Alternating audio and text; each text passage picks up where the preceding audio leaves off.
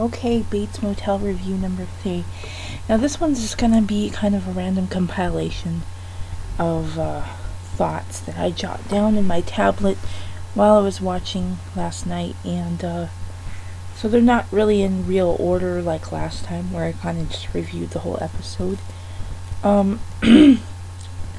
Which I kind of wish I organized it more, but I don't have very much time right now, and I didn't go on Get Glue to read any comments, so maybe next time. Anyway, so let's see what I have here. First of all, I just want to say Dylan's cute. He's just kind of funny. He's an interesting character, and I like him, and I hope he stays around for a while. It was cute how he was playing with the gun and stuff, and like how he bonded with Norman, had a little bonding moment, which I thought was kind of funny. Let's see. There's a weird bonding moment between Norman and Dylan, in which Dylan offers some brotherly advice to grow up, be a man, stop being a mama's boy, 'cause it's creepy. But that was funny. And, so, by the way, the dead guy's name is Keith. I couldn't remember that last time, so they said enough in this episode. The whole episode was about the belt. I mean, basically, the belt. Yeah, for some reason, Norman kept trophy, even though he wasn't really the one who killed him. He kept the belt, Keith's belt, the dead guy. So, Norman's all freaking out, because, the cops found the belt. So she finds out Officer Shelby was the one who found the belt. And so she goes over to his house for dinner. They flirt, they make out. He's like, oh, it's gonna be okay. It's gonna be alright. I'll take care of you. And Norman just kind of gives off the impression that she's gonna let her son take the rap. Kind of like, he thinks that her son did it, but she doesn't deny that. She kind of is like, oh, well, yeah. She kind of really acts innocent about it, and that's kind of annoying. When first episode, I really didn't like her, and I still don't like her, but I like the actress, and they picked a very good person. Very good actors, to portray some of the characters. Now, the teenage girl, I can't remember her name, the one whose father got burnt, she's a horrible actress. Seriously, she is a horrible actress. I just had to say that.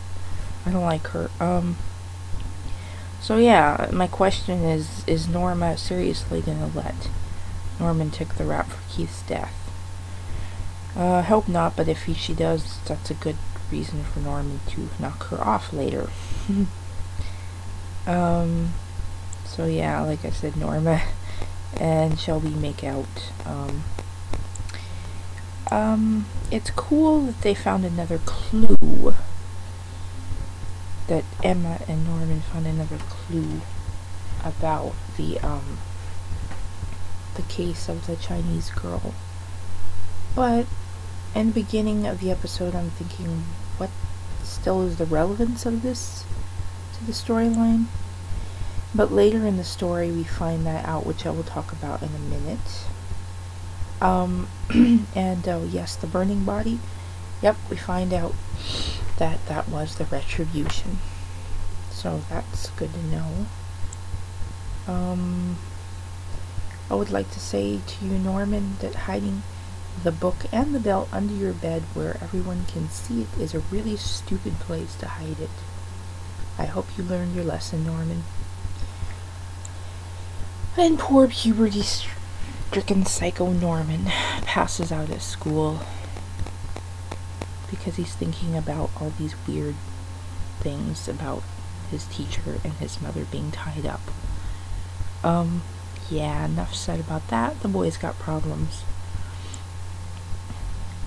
I thought Emma's excuse to hang out with Norman was really lame because she seemed genuinely interested in this case about the Chinese girls, and she still is, because she won't leave him alone about it. She keeps bugging him about it.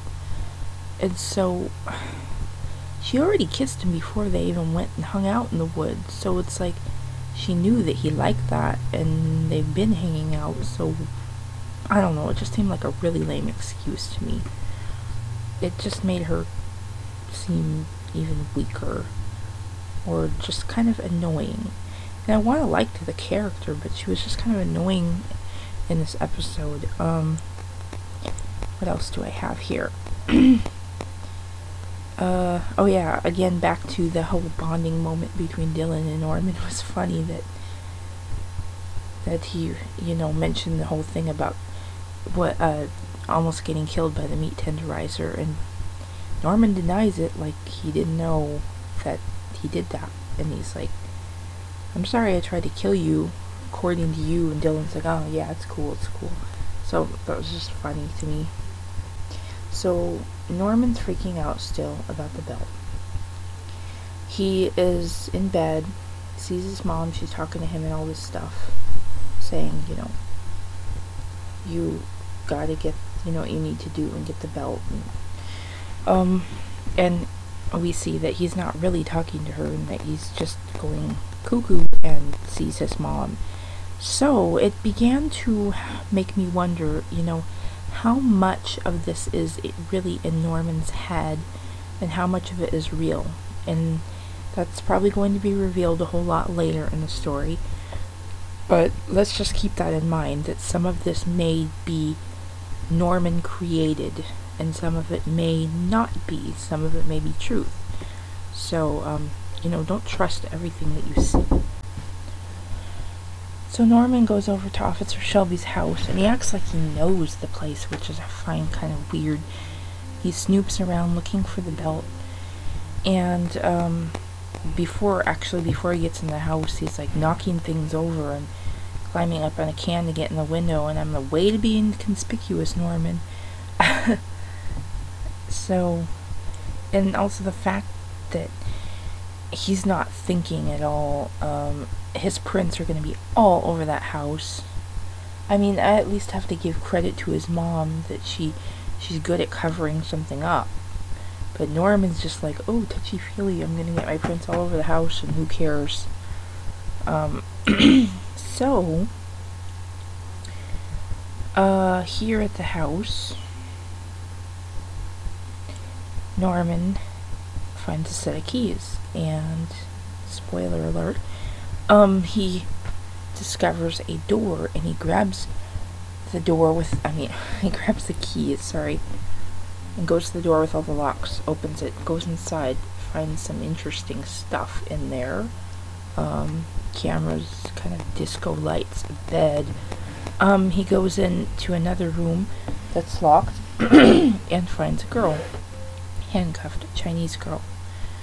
And it looks just like the drawing, and she's all, help me. And so this is one of those moments where it's like, is this real, or is this just in Norman's mind, because Emma's been nagging him all day about it. But anyway, is it in his mind, is it real?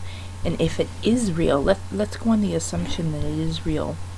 It makes sense now that Officer Shelby is willing to help cover up for Norma and her son, because he's got his own skeletons in the closet, or shall I say Chinese girls in the basement. So, and last but not least, throughout this episode I started to feel like, because Norman's getting psycho-er, if that's even a term I can use, because he's starting to get stranger, kind of not knowing what he's doing, wondering what's wrong with him, having weird visions and things. I'm kind of getting the idea that maybe it wasn't Norma that killed his father, but that it was him, and that Norma has been trying to cover up for that, and make things better for her son still. I ain't saying that Norma is an innocent woman. She's got problems, and she's messed up too, and she did kill Keith. But what I'm saying is, with good reason, but what I'm saying is that I'm just really starting to think that Norman did kill his dad. And it makes sense because of the implied abusive situation that she was in, and given Norman's protective spirit toward his mother, he would do this. So I may be totally off the mark, but I'm just throwing that out there and just wondering about that. So anyway, that's all I have for now. I really wish I would have read some Get Glue comments, but I'll throw those in next time around. And let's just keep watching and see what the show has to offer.